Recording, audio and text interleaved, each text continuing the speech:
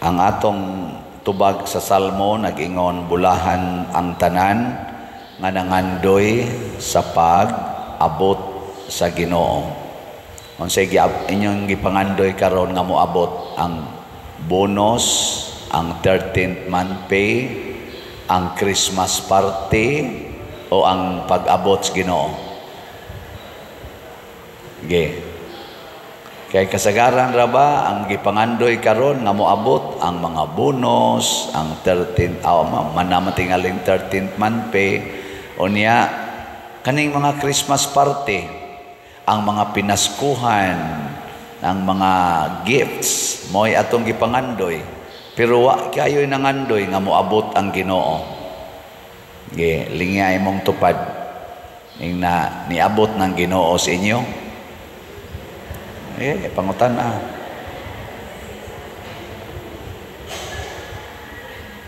Unsa may mahitabo kung moabot ang Ginoo? Matod pa sa unang pagbasa, basta moabot na ganing Ginoo, matod pa diri, o mga tao nga nagpuyo sa Jerusalem, dili nagayod kamo maghilak. So naada yun ning kalipay. Kumusta man sa inyong balay, naay kalipay o naay away?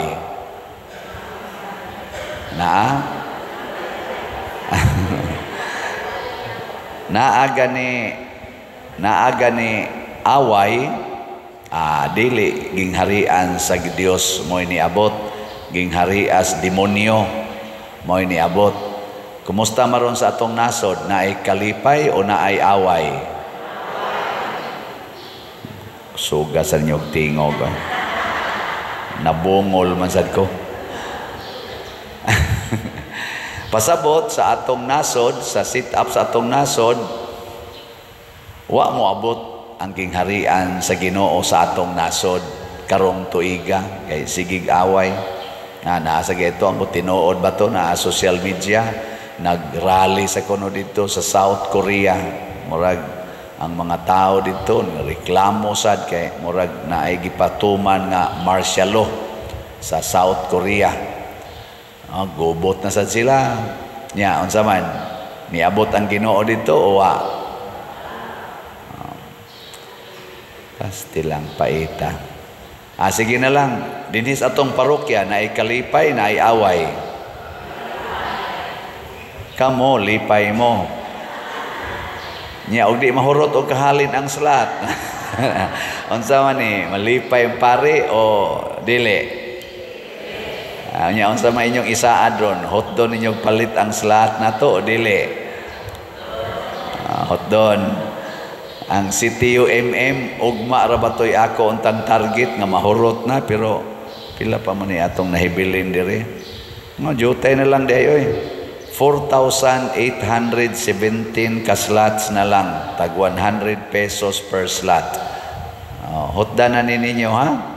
4,817 tag 100 pesos. Kung kada usa nato ugmang adlaw mo palit og 100 pesos, moabot dayon ang gingharian sa Ginoo, ang kalipay. Di ba? Sige patagtukod og balay, mga 55 pa kabalay atong tukoronon. So na, nya karon unsaon man aron na ay kalipay. Matod pa ni Hesus sa atong ebanghelyo, ayuhan ninyo ang mga masakiton. Dire ay ang gingon. Ingon siya, gihatagan niya sila gahom. Nya ningon din siya, adtua ang nawala nga mga katawhan sa Israel. Ayuhan ninyo ang mga masakiton, banhawa ang mga minatay, hinloi ang mga sanlahon, ug abuga ang mga yawa. Kanindot ana. Kinsay dili malipay kung maayo ang masakiton. Lipay ka Kinsa may di malipay kung imong banhaon ang minatay. Kani siya dunay literal, duna say pasumbingay. Kanang masakiton, either masakiton sa lawas or masakiton sa kalag. Kana sang patay, either masakit patay sa lawas or patay sa kalag. Ang kanisa ni ang sanlahon, either sanla sa lawas or sanla sa kalag. O kining yawa, mao gini ang mga daotang kinaiya. Ang atong mga santos nagtuma niini. Nakapaayo sila, either sakit sa lawas, sanla sa lawas, nakabuhi sad silang aktual nga patay, literal gyud, pero more sila sa spiritual nga sakit, spiritual nga sanla o spiritual nga yawa. Sama ni San Vicente Ferrer, kadto bitang babaeng buang nga ang iyang anak, unsa nang naasgosos, iyang anak iyang giluto, gitadtad niya, iyang tagod-tagod niya, iyang gihiwa-hiwa niya, iyang giluto kay iya untang kanon. Giunsa man ni San Vicente Ferrer, tinuod na dili, ambot lang. Oy, gikuan man na, tagaan man gid na og pagtuon, gitun-an man na, gi-verify man na sa atong simbahan, tinuod nang nahitabo. Iyang giuli nga buhi tungod kay wa man tos kaugalingon niyang panghuna-huna ang inahan, nabuang man to siya, gibuhi hasta ganitong sa to katong nanganak og puro dugo, unod o puro unod, nahimo sang maayo nindot nga bata. Sa ato pa, nilihok ang gahom sa Ginoo diha sa mga santos tungod kay ang ilang main focus mao gyud ang pagpahari sa Dios. Kana bang moingon kas Ginoo, Ginoo, himo akong instrumento aron makita din hinako ang imong presensya. Sige tag Christmas party, sige tag party, pero ang atong nakita ang ato rang kaugalingon. Usahay magkwinintahay pa anang limit sa exchanging gift o sa manito-manita. Usahay magsinubayay pa, nga wa gyud katampo nya dako kay kaon. Kutob ra kita diha ba? Magtan-aw ana mga regalo, unsay akong nadawat. Kana untang paharion ang Ginoo. Kana bang moingon ta? Makita unta ang Ginoo diri nako. Lord, muhari unta ka diri nako. Nya pinaagi nako makita unta sa akong mga silingan o sa ako mga kauban nga naghari na ka. Tigilingi ay mong tupad. Ing na tan-aw nimo sa akong naong nas Ginoo. Ing na kono. Ing na tan-aw nimo sa akong naong sa Ginoo. Mga asawa hangtod karon ang mga naong mura lang yapo giyawa in relasyon sa bana. Kay kana man gong naong sa Ginoo mga igsuo, naa diha ang kaaghop, kabalaan. Si San Agustin na siya sa una, pagbiya niya siyang inahan nga si Santa Monica, ngadto siya sa Milan, eskwela siya dito. Pagano siya atong panahona, bisyoso siya, naa siya'y babae nga gikapuyo, o nakigpuyo pagin siya laing mga babae o laing babae. Anang dokirok siya babae ba, di ba? Na makarelate man mo ana no kay ang inyo sa mga bana o bana. Na sa pagkasiaw. Mao na kinabuhi ni Agustin. Kanisang nagwali siawon man sa ni. Nay mo kumpiyansa ni kuya man sa ni. Nya ang resulta nag-abot sila ni San Ambrosio kay na maestro man niya sa filosofi man tinga ito, si San Ambros, obispo na si San Ambrosio.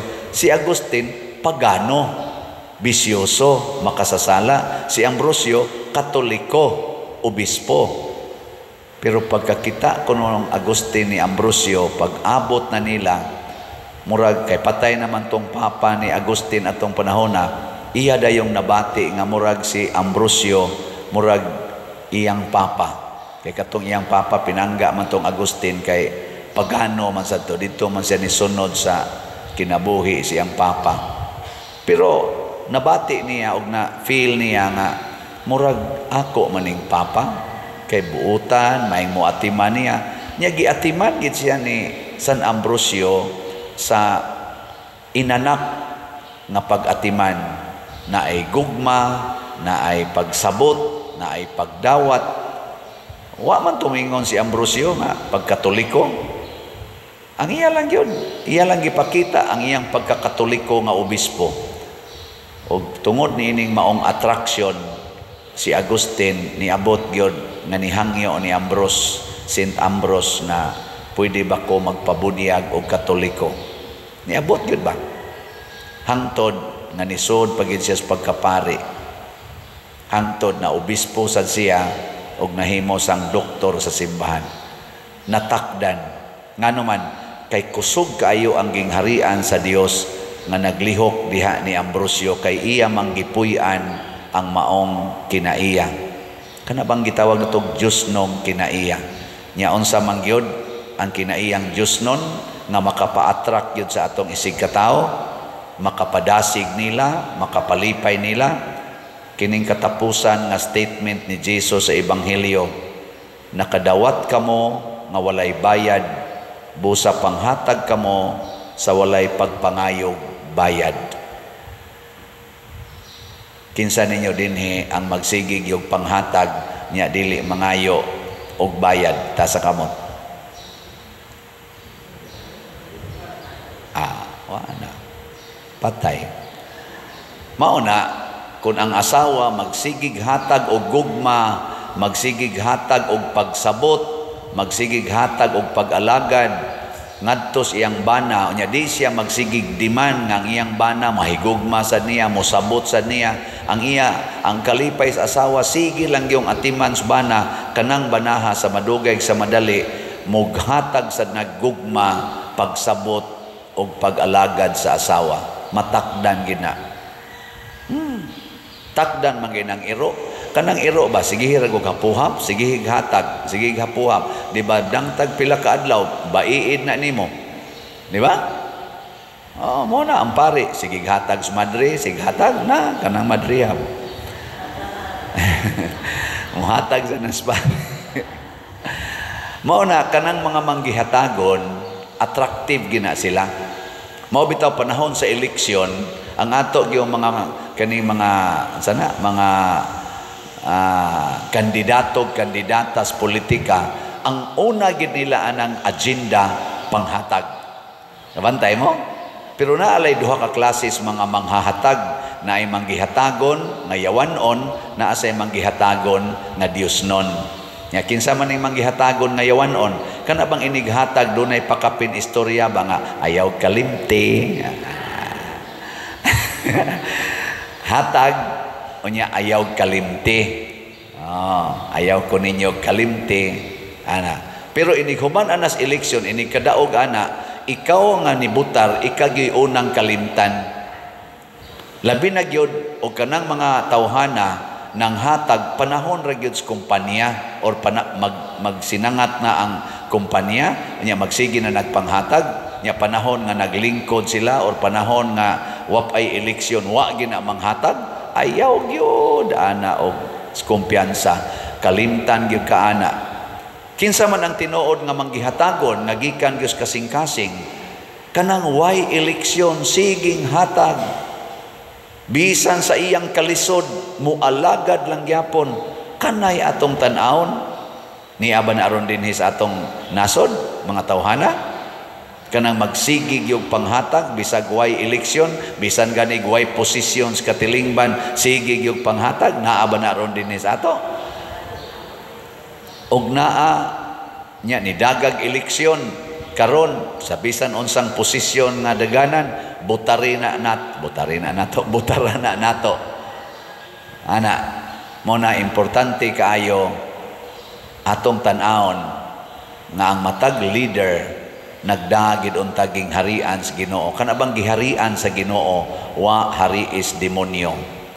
Kinsa may gihari as demonyo? ang mga mapahimuslanon kanang nakasintro sa ilang kaugalingon ug mauna sa panahon ni Hesus ang mga Hudiyo ang gitawag natong mga Parisiyo kadtong mga high priests, mga pari sa unang panahon ambot ka karon nga kana bang ang kaugalingon ra jud gitan-aw. Muna kining atong Christmas season karon taliwa sa atong kalisod, sa atong nasod ug sa kalibutan, naagid tay time nga mo celebrate og Christmas party, mo celebrate aning atong mga seasons of joy. Ngano man dili importante ang kwarta nga moy atong ihatag. Ang ihatag yod ang spiritual gifts of God. Kanang tanan nga mga kaayuhan nga gihatag sa Ginoo nato. Mao na karon ikaduha ron natong adlaw sa atong Triduum Mass. Kining atong misa karon Triduum Mass ni siya para sa pista sa Immaculate Conception. Ang mahal nga Birhen Maria ang kaputli nga gihatag sa Ginoo nga anha niya, iya gid nang gi-maintain hangtod gyud sa iyang pagpanganak o Ginoo. Kita sad gitagaan sa kaputli panahon sa atong pagbunyag. Ato unta nang i-maintain. Dili lang kaputli sa lawas, kundili kaputli sad sa kalag. Daghan sad karon lawas og kalag din agyod putli. Naong na lang nila'y puti pero ilang kasing-kasing lagom tungod sa sala. Daghan kay dang putig naong, limpyo kay naong, limpyo kay lawas, ila pa maginang ipakita-kita ang hamis kay nilang dughan, hamis kay nilang puson, mga legs nilang hamis kaayo, nindot kay tan-aon. Pero ang kalag na bulit sa sala, puyo-puyo, kabit-kabit, premarital sex, no? Mao na dili na gid na makahatag og kaayuhan kay mosamot diha ang sala, mosamot diha ang sakit, mosamot diha ang yawa. Sige, katapusang lingi sa imong tupad. Ing nasaad nako, putlion ti ka. Nasaad nako, putlion ti ka. Bahala na mo diya.